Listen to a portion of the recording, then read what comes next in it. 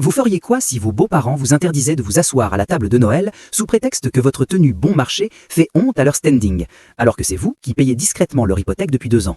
C'est l'humiliation que j'ai vécue le 24 décembre dernier. Mon nom est Thomas, et pour ma belle famille, j'étais le petit informaticien raté qui ne méritait pas leur fille, Chloé. Mon beau-père, Jean-Pierre, est un ancien cadre qui vit au-dessus de ses moyens, et ma belle-mère, Brigitte, ne jure que par les marques de luxe. Ils passaient leur temps à me rabaisser, à comparer mon salaire, qu'ils imaginaient bas, à celui de l'ex de Chloé, un banquier arrogant. Mais ce qu'ils ignoraient, c'est que derrière mon vieux suite à capuche et ma voiture d'occasion, je suis le fondateur d'une start-up de cybersécurité qui cartonne. Et surtout, j'avais racheté leurs dettes à la banque pour éviter qu'ils finissent à la rue. Mais après ce Noël, j'ai décidé que la rue était exactement l'endroit où ils devaient finir. Tout a commencé quand Jean-Pierre a perdu son job il y a 3 ans. Ils étaient ruinés, mais trop fiers pour l'admettre. Ils allaient perdre leur villa. Pour l'amour de Chloé, j'ai racheté la créance de la maison via une société écran. Officiellement, ils payaient un loyer dérisoire à une agence de gestion. En réalité, ils ne payaient rien du tout depuis 6 mois et c'est moi qui épongeais les factures. Je pensais faire preuve de noblesse, mais Brigitte et Jean-Pierre prenaient ma discrétion pour de la faiblesse. Ce fameux soir de Noël, je suis arrivé avec un cadeau pour eux.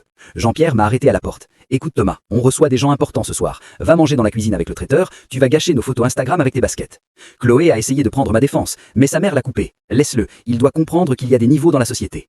C'était le déclic. Je suis resté calme. J'ai souri. Je n'ai pas fait d'esclandre. Je suis allé dans la cuisine, j'ai sorti mon téléphone et j'ai appelé mon avocat. Salut Marc, tu te souviens de la clause de résiliation immédiate pour défaut de paiement sur la villa des X? Active-la, maintenant.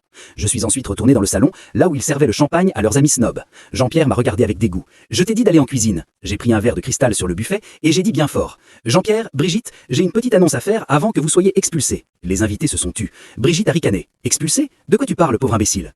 J'ai sorti les documents de ma sacoche. Voici le titre de propriété de cette maison. Elle appartient à ma holding depuis 2 ans. Et voici le relevé de vos impayés de loyer que j'ai couvert par pure bonté de cœur. Mais puisque je suis trop pauvre pour m'asseoir à votre table, je suppose que vous êtes trop riche pour vivre dans ma maison gratuitement. Le visage de Jean-Pierre a viré au gris. Il a bégayé. C'est une blague? J'ai continué. L'agence de gestion vient d'envoyer un huissier qui sera là dans 48 heures. Joyeux Noël. Les invités ont commencé à chuchoter. Certains riaient sous cap. Brigitte a fait une crise d'hystérie, criant que j'étais un monstre. Chloé était sous le choc, mais quand je lui ai montré tout ce que j'avais fait pour eux dans l'ombre et comment ils m'avaient traité en retour, elle a pris ses affaires et elle est partie avec moi. J'ai coupé les vivres directs, plus d'électricité payée par mes soins, plus de jardinier, plus rien.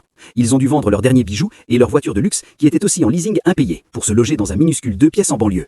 Jean-Pierre essaye maintenant de me supplier de les aider par mail, mais je les ai bloqués partout.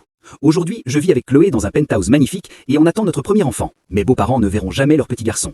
On dit que l'argent ne fait pas tout, mais il permet au moins de choisir qui on invite à sa table. Ne méprisez jamais celui qui reste silencieux dans un coin, car c'est peut-être lui qui possède le toit au-dessus de votre tête. La leçon a été dure, mais au moins ma cuisine est maintenant réservée à ceux qui me respectent. Échec et mat.